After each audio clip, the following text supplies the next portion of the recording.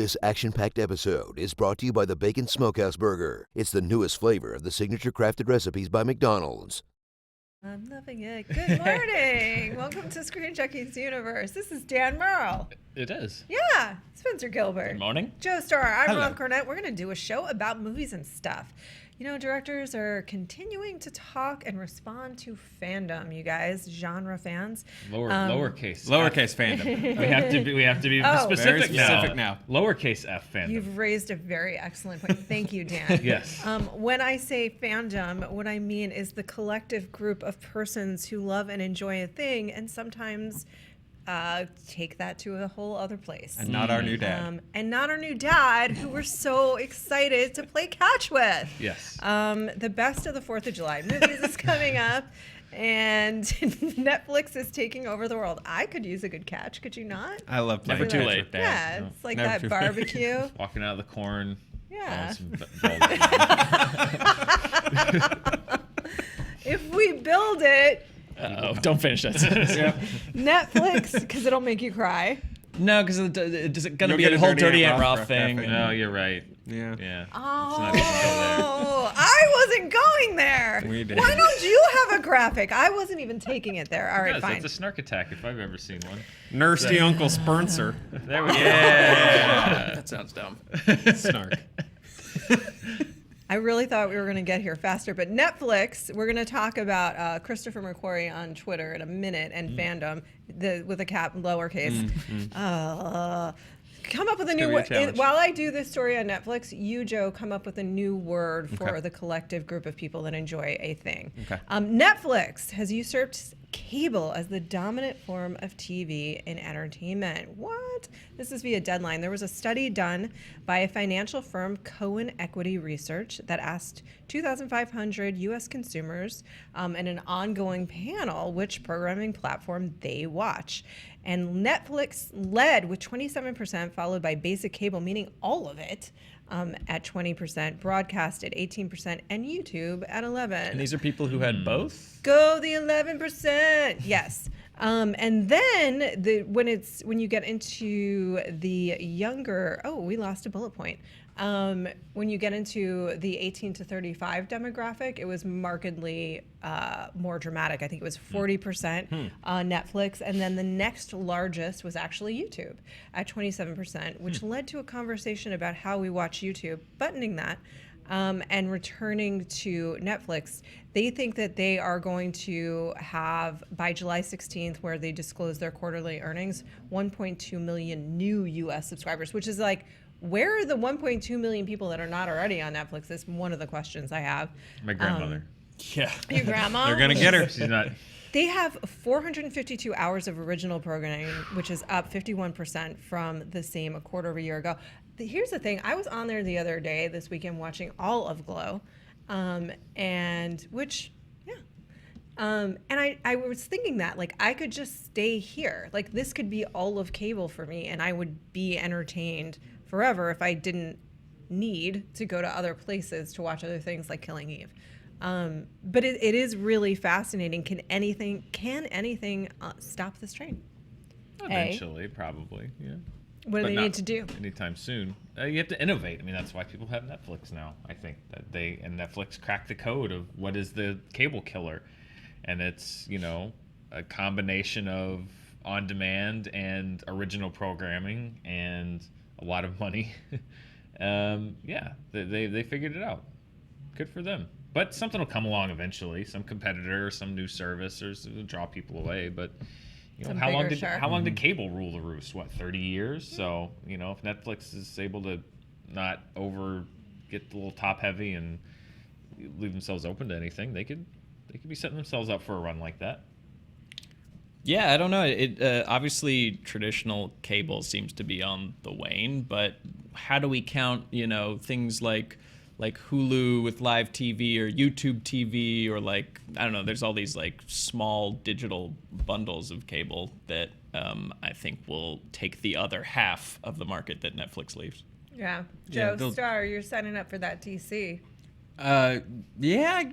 Well, what I like about what they're doing is they're offering you a bundle I actually want, whereas cable still is like, will you also buy this landline phone, which I don't need. Yeah. DC streaming services like, here's a lot of shows and here's comic books, which I do need more than phones. Yeah, definitely. That's a fair assessment. Just quick sidebar, how do you guys watch YouTube? That's one thing that we were talking about this morning, and that's the weird thing about YouTube. There's a million different ways to watch it. What do you do? What's your YouTube? I've got it on all the things, so just it follows me wherever I am. It's on the phone, on the iPad, on the TV. Yeah. Oh, I didn't mean what device. I mean like what I watch on YouTube is a lot of like clips from late night shows because I'm not watching the whole thing. And then occasionally I'll go down rabbit holes of like and then I watch TED Talks on Sundays when I'm cooking. And then I will go down like rabbit holes of yoga or like a thing that interested me, like the keto diet. But that's how I watch YouTube. It's unlike how I watch or consume any other form of media. But I'm just curious, like, what are your general patterns? And what do you watch on YouTube? I think I'm like those people that And work. us, of course. I watch us. Yeah. I don't, generally, because I lived it. You gotta lie. Why? I make it. Is it not enough? Is that not enough, Roth? Do you need my click, too? I like to negatively. I do need your click. I like to judge everything I do. I think I'm like the people that live in Orlando and never go to Disney World, which is that I actually don't watch YouTube very much. I really don't. When I'm not here, I don't really want to watch YouTube. I want to watch what I'm not watching while I'm here. I want to watch movies, obviously. I have Filmstruck. I have Netflix. I do have cable still. I'm one of those weirdos that loves having basic cable still. So I actually watch very little YouTube. But when I do, I generally don't watch it on television that much. Sometimes, but not much. Yeah, I mean, I don't generally watch it either, meaning sit down to watch a thing like a show on YouTube. So that's why I'm curious. When I do, that's what it is. Like I get interested in a thing and then I go down a rabbit hole for a little while. How about you? Do you watch things? You watched Cobra Kai. Yeah, did watch that Cobra Kai. That was really good. If they can come up with about 75 more Cobra Kais, I think they've got a chance at running with Netflix. I watch. Let's see. YouTube's almost more of a utility thing in our home. My wife watches a lot of yoga with Adrian, so that she can do the yoga with Adrian. I watch a lot of videos about Warhammer miniatures, so I can fall asleep. Because there's just something really soothing about quiet-voiced British men like arguing about rules of a tabletop game to me. Yeah, that's my ASMR. That tracks. Yeah. Yeah, I don't know. I think it's nothing that is really out of the ordinary. Just like horrible Russian dash cam montages. God, those are so funny. Like Fortnite kills montages, Sonic lore videos, Tower 7 documentaries, like the normal YouTube stuff. Yeah, sure. Standard. Yeah. All of this makes so much sense about who we are as individuals, and you continue to scare me and fascinate the audience, I think. It is a curiosity to me because... It's just a good list. It's an amazing list.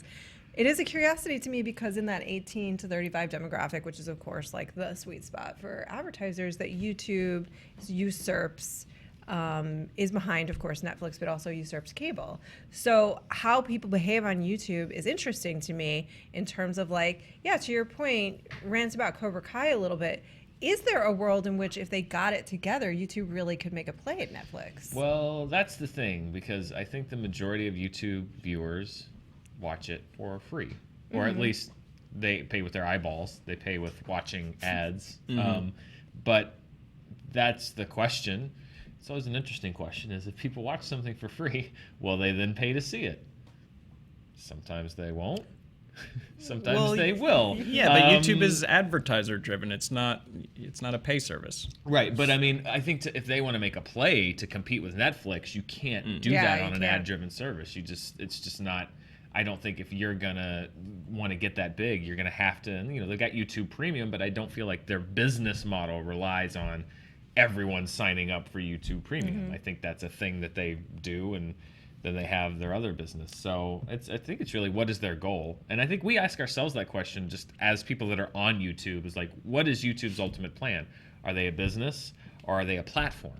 Because there's two different things. Yeah. If you're focusing on being a platform, then you want to focus on being as accessible and easy to interact with and easy to join as you can be. And if you're a business, then that's more about advertising and restricting content and figuring out what's the best path. And they're doing both, I think, at this point. And the question is, which way do they want to steer the ship? But to me, I, as a consumer of whatever I do on YouTube, have not been able to bridge the gap between thinking of really subscribing to it for my longer form entertainment. But sell me on this show, Joe. On Cobra Kai? Yeah, because that's the one thing they have, right? Well, Cobra Kai was a great show, but I think I don't know if YouTube is better off competing with prestige, being like, oh, we can also make prestige content, or if YouTube is better off doubling down on what makes it YouTube. Like, I don't think Let's Play videos are going to work on Netflix, right? For instance. So, is YouTube better off just going like, yeah, you can make movies and shows, and we're going to just continue to really enhance why people use YouTube? Right. Are they gonna? I think that what they are now truly is they're like Facebook, where they make pennies per or fractions of pennies per click, but they have so many billions of videos that adds up. Yeah, it does. And to your point, like the utility of it and the reason that you stay on it is the algorithm. It is the thing that, like, I just watched this 5-minute clip about a topic, and now you've given me 4 more, and I didn't even know that interview existed. And now here's a remix of that with goats yelling. And so cats, I will also yell that. Barking for no reason. That was the most confusing part. Twitter is another place that we find lots of information these days. Twitter facts. That was what the graphic would have looked like. I really liked that. Was a really good just Can we make that graphic but keep those sound effects? No. Okay. Denied. Christopher McQuarrie, the director of Mission Impossible Fallout, which is coming out, and Rogue Nation, was on Twitter the other day, and this is via Screen Rant, talking to his friend Rian Johnson, who he saw Rian Johnson basically interacting with a fan and explaining why he was blocking that person. And so this is what McQuarrie had to say. My friend, after 5 minutes of this, I don't know why you're still on Twitter. I would have loved to make a Star Wars film someday, but I'm cured. And he had been rumored. Now this is like one of those vague sort of like, hey, you just worked with Henry Cavill. Would you like to direct a Superman? And he was like, yes. Sure. Which doesn't say anything really other than obviously, sure. Pay me to make a Superman movie, I'll do it. He would love to direct Man of Steel too. But then when people were asking him, would you still like to do a superhero movie if not a Star Wars? He said, nah. After tonight, I think I'm good. It saddens me too. I consider myself first and foremost an entertainer. I work for the audience. Tonight, I found people I could never work for. Yeah, see, it's sad, isn't it? It's just a little sad. Yeah, I guess so. I don't know. I think he could also just make the movie and not be on Twitter. Problem solved. No? Is that too crazy? We have to be on Twitter? I'm curious. We got to be online? Dan? I mean, I think it goes to what I think when we talked about the other franchise that I'm not going to say, but being tied to that forever, I think that Star Wars Voldemort now? Can we not? It is to me, Roth. Star Wars is my Voldemort. But no, I think it's the idea of. I think you do as a director, maybe not just in regards to Twitter, but it is a little bit different in the sense that Christopher Nolan will forever, in the eyes of some fans, be tied to Batman. Forever.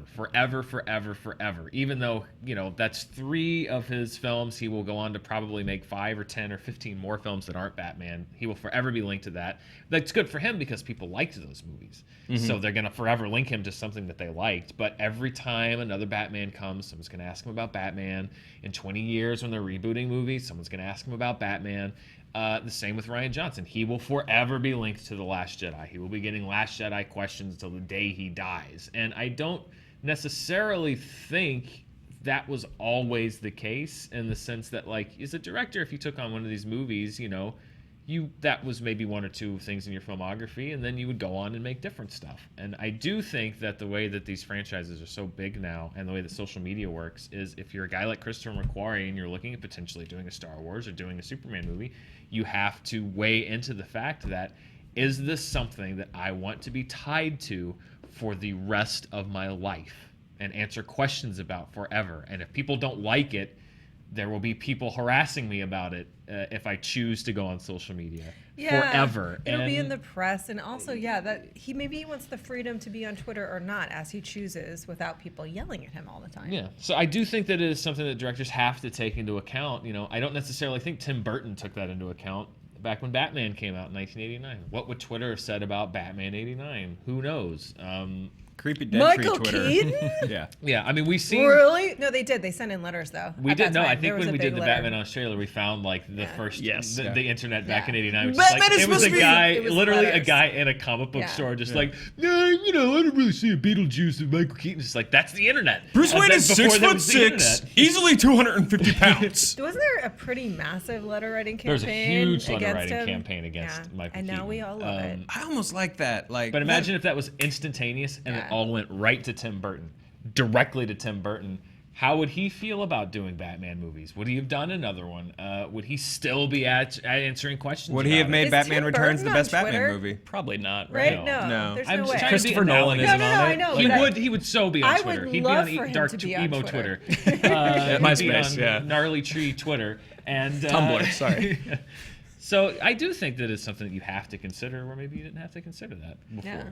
It is something to consider, for sure. And obviously, don't be an asshole on Twitter. Don't go after these people personally. But I guess just the way I think of it, maybe it's because I was probably one of the last pre-social media generation, is the goal of you want to get so famous you don't have to be on Twitter. Yeah. Once you're making Superman movies and making Star Wars movies, they're great. My publicist manages my Twitter account, and they just post the poster, and I don't have to talk to you slovenly people. Wow. I don't know about part two of that sentence. Do you think Christopher Nolan wants to talk to his fans? Do you know what I always wonder about? No, Christopher Nolan does not want to talk to his fans. He does not want to talk to anyone, really. He won't even look his dry cleaner in the face. Yeah, I think his brother's on a timeout. I mean, he's got to look just to the left. Yeah, like George Lucas, these people who ascend to these heights and they're these visionaries, they don't care what these people think. Well, but that's the curiosity for me. You would think that's true, but clearly some of them do, because Damon Lindelof for the longest time would engage with people about the Lost ending. And then I think when it came on 6 years later, he was he had sort of baited it and by engaging and retweeting and all of that stuff. And then he got off Twitter. He did the Sopranos exit and left, and which was the healthy choice. Good, well done, Damon. I know you watch, so I assume. But it is a good point. When he said, "My friend," this is what I noticed. My friend, after 5 minutes of this, I don't know why you're still on Twitter. Neither do I. You are building a franchise. You're building a series of Star Wars films. You must be so busy, Rian Johnson. You're a smart, lovely, kind man from the little I've seen. Why do you think they feel compelled? He's not running from it. But why do they feel compelled to stay on social directly. media? That's the other thing about Rian Johnson is people are being total a-holes to him, but he ain't running from it. He's engaging. He's being snarky about that remake. I don't know. At this point, he must have the tolerance, because not only is he not running from it, he is just inviting, just yes, come to me, I will mock you more. Come to me, fans, and let me mock your insolence. It's I don't know why he does it either. Because it's fun. Dude, I guess it's fun to him. It's not fun to me. I don't like doing that shit. Yeah. I'll block people or whatever. I try to ignore it, but I don't like that kind of negativity and toxicity, and I try to avoid it whenever possible. He seems to like it. It's a challenge to him. That's great for him, but at the same time, I'm people are coming at him, but it's not like he's saying hey, come on, guys. Does that speak to something in But if he did, would they be yeah, you're right? If Rian Johnson was guys, you're sort of being dicks. Do you really think they'd all be good call, Rian Johnson? But no, our bad. Why is he on? Because I think you raise a really important point. He is not at a point in his career that it's I have to really promote my indie movie, and they tell me social media is where it's at, kids. Yeah, I think he's a weird one-off, because just to me, and let me clarify the point I was making earlier, is that I just think that the skill set required to be a director of $100+ million studio franchise tentpole films, and the skills it takes to be a good Twitterer are they're just too different. The amount of ego it requires to make these movies. I don't mean like you have a big ego, but just the like self-belief of your own infallibility and your decisions are the right ones. Like you have to be that kind of person to make these decisions with millions of dollars of other people's money every day.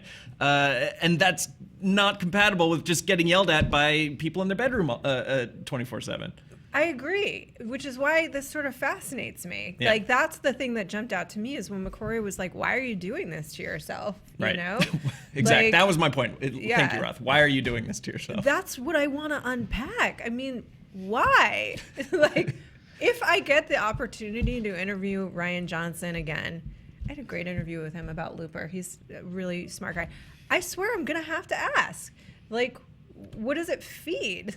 You know, like what's the little animal inside that needs nourishment? Because Ron Howard, he was just like, well, you win some, you lose some. Well, anyway, bye. It's like everyone shoots fine. It's just like, all right, anyway, I'm moving on. But I think part of it is it's a two-way street. It certainly doesn't help that he's just at every turn is just like that's right, nerd. Yeah, you didn't like it, did you?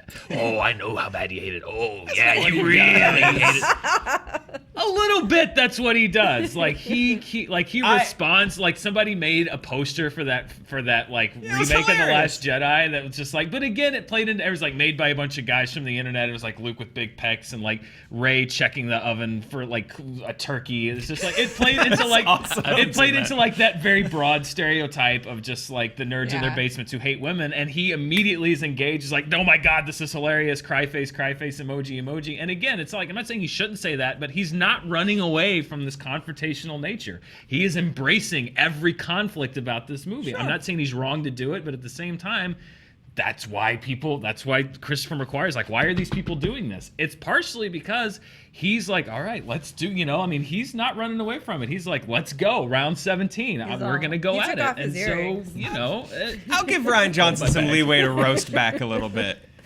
A little. Like, I'll give him, like, the 15% of snark he's given back, like, I think he's earned it. No, I feel like, look, ostensibly speaking, Twitter and Facebook and all these things could be great tools because they are a place to connect with people, and I know I've had really nice experiences in those places, and you hear from people that are kind or insightful or have let you know that you impact their life in some way, which is very, very humbling and very, very it can just make you feel really good, Sure. And that's part of why he's on there too, I think. So if he's on there for that, I get it. But then if it becomes this overwhelming tide, you know what I mean? Like, if you're responding to the ones that are saying that to you, which feels like it is more of the Ron Howard approach, not surprisingly, versus responding to the people that are like, I don't like you, 10 times more. I don't know. Anyway, I wasn't expecting this conversation to go here. It's just like now it's become about like, can we unpack the psychology that perpetuates this beast? He should just be like, hey, sorry, I have to leave Twitter to go make 3 more Star Wars movies. Bye. Yeah, he's busy. He's got 3 more Star Wars movies, allegedly, right? Yeah. Supposedly, they say they have a trilogy. Yeah. Because it just seems to be like this is the way that we engage with each other, just not outside of Star Wars, outside of DC. Just period. Like the confrontational tone seems to be the preferred tone on social media at the moment. Yeah, I think with the confrontational tone, particularly with Rian Johnson, is that like, yes, there are many, many people who didn't like The Last Jedi because it wasn't the movie that they wanted, and it wasn't, there are some people that are like, Rey shouldn't be the main character. They do have, but there are some people who just didn't like the movie. Just didn't like it for their story choices, didn't like it because of the conflicting tone, didn't like it because a lot of it didn't fit with the previous one. Like, they have some legitimate gripes about just the movie itself, the storytelling inside of the movie. If you watch our 30-minute review... Yeah, exactly. We had mixed feelings about the movie, but I'm also not tweeting Rian Johnson about it. No, but what I'm saying is I think that what kind of inflames that a little bit is the people that are going to yell, no matter what, no matter who he is, whether you reacted to him or not. But there is a bit of a tendency to paint everyone who didn't like that movie with one brush. And the sense that's happening. I think that's Joe. That is 100% happening. I think that's the same reaction. Like, I was told the weekend that came out, not from the people, but like on Twitter, I was told, if you don't like The Last Jedi, you are a stuck-up little snobby nerd who needs to get out of the basement and go see a movie that's not the one they wrote in their head. Rian Johnson said that? No, I'm saying that starting that weekend, there was a Twitter internet narrative from people who kind of were just like, I am on high and I know what's going on with this movie, and if you didn't like it, it's because you are a nerd who didn't. And That's it's like true. that is 100% true. And I think that Rian Johnson a little bit goes into that camp of like, shut up, nerds, get out of your basement if you didn't like the movie. And it's like, no, it is not one thing. There are people that didn't like it, and I have serious problems with the movie, and it's not because the movie wasn't what I wanted it to be. It's because it doesn't fit with the last one. It's a completely different movie. Well, everything that was set up is completely discarded, and that's just, I don't think it's good storytelling. I don't care about your reaction to the movie. I'm just talking about the response to it. Because to me, like, people who are like, Rian Johnson's calling us all nerdy monsters are like the same. To me, it's similar to people who are like, I didn't like Black Panther, but I bet you guys won't say it because people will just say that you're racist or like those kinds of comments. Like they're the same like generalizations to me. Like I just don't buy into them.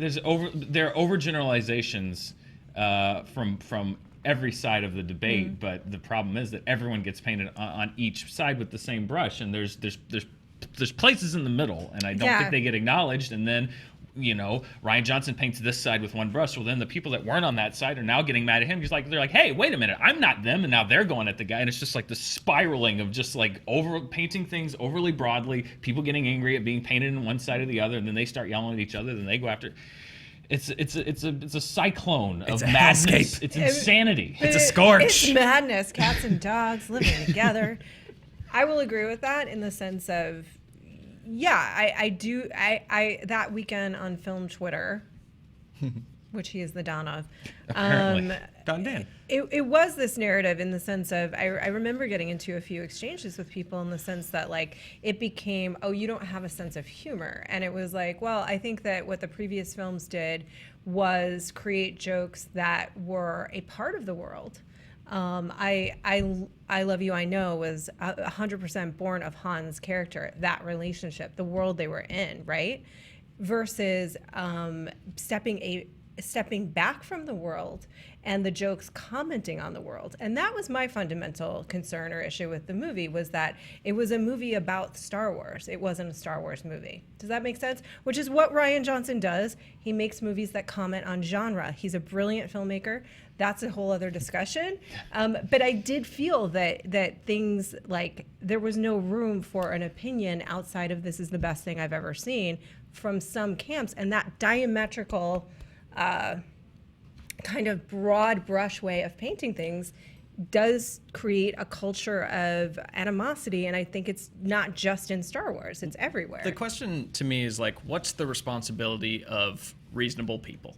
Because I myself like The Last Jedi, but I see, on my side of the battlements are also some very unreasonable people who are hyperbolic and snobbish and dunking on people for poor reasons or whatever. Mm-hmm. And then you have on the other side people who have reasonable disagreements with The Last Jedi, but then you look next to yourself on the battlements, of the Civil War battlefield, looking across each other, and you see like people who hate it because it's got a woman with purple hair, and you like. So what's the responsibility of the reasonable people on both sides?